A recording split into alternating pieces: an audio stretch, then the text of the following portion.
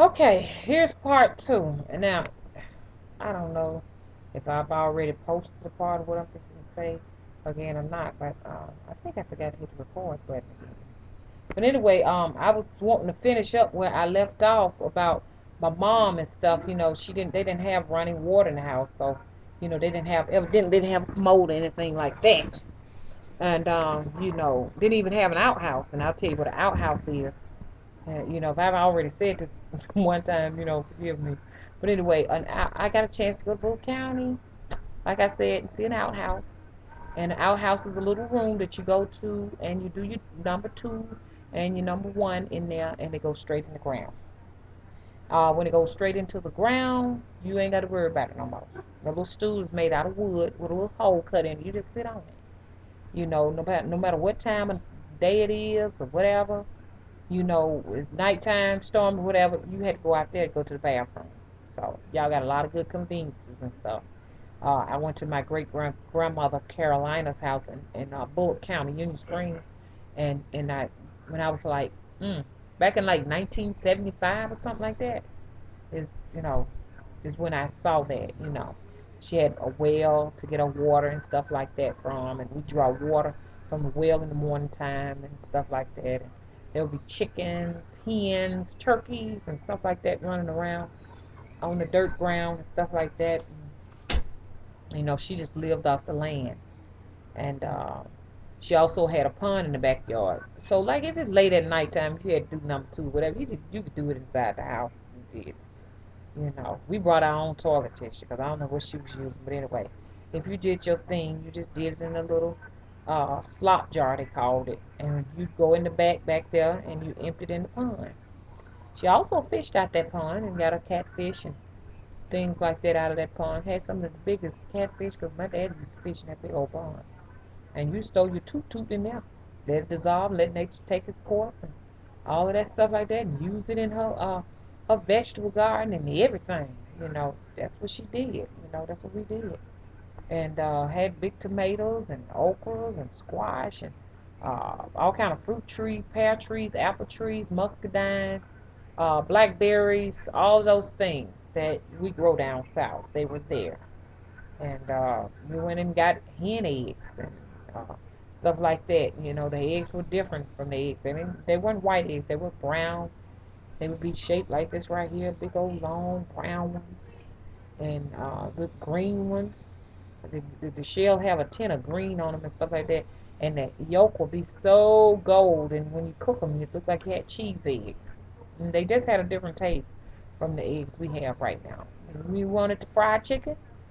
She went straight out there. She caught that chicken, two of them, and turned them like that, wrung the neck like that, and cut the head off. She had a little, like a tree that she had done chopped, like the stump of a tree. You put his head right here and pin him down, and you take that and chop his head, and then when you let him go, he'd run and he'd run and he'd run, and we'd be running from him. He didn't have a head, and he'd run and he'd run and he'd run, so he couldn't run no more.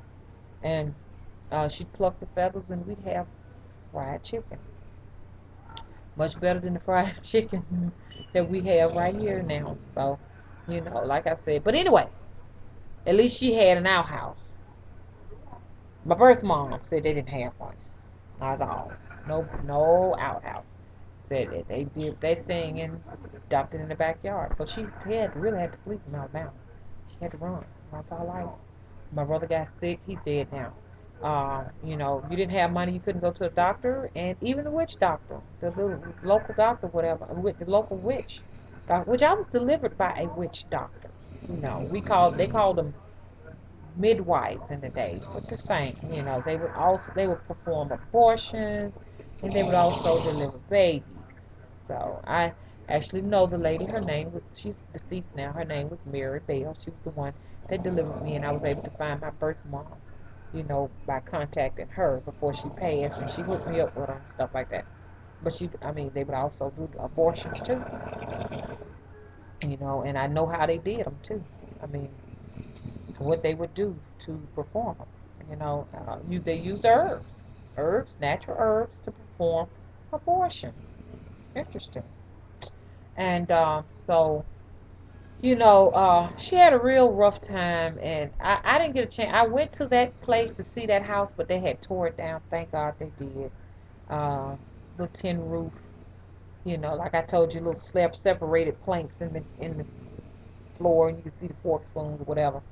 But I really wanted to go and go there and reclaim something. I just felt like it was something I needed to do to go there and see what was really going on in that place because she lost three daughters. Two of them she abandoned, and me, they just took me from her. So to see what a time she could have had. And like I said, when I went to the little place, the whole neighborhood of down the street looked depressing. It looked like all of them still having a hard time down there in Selma, Alabama. So, um, so anyway, I just said thank God I'm here. I'm glad I'm here. And I get upset sometimes, but thank God I'm here. I don't really have much I should be complaining about, right now. Because I could still be in that shack shanty thing that she was living in, trying to make it down there, with no bathroom, no run. Some people still down there don't have running water, don't have a stool, anything like that, still going on the side of the house.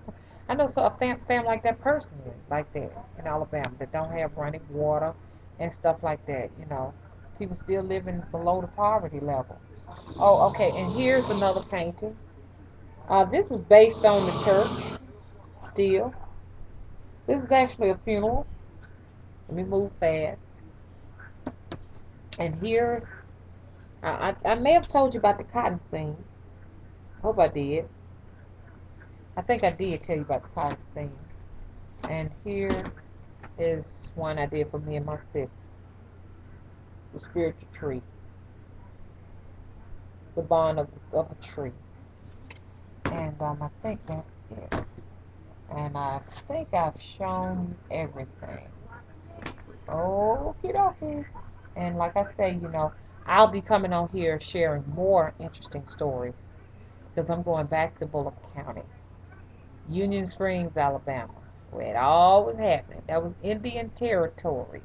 Actually, my birth grandmother was Black Cherokee Indian. So a lot of the things that I'm, coming into, whatever, it's not just only African American like nature things and stuff like that. It's a lot of the things that the Native Americans did too that was passed down to us, because my grandmother is Native American, and so I would be sharing some stories on that side of the thing too if I can get them out my aunt.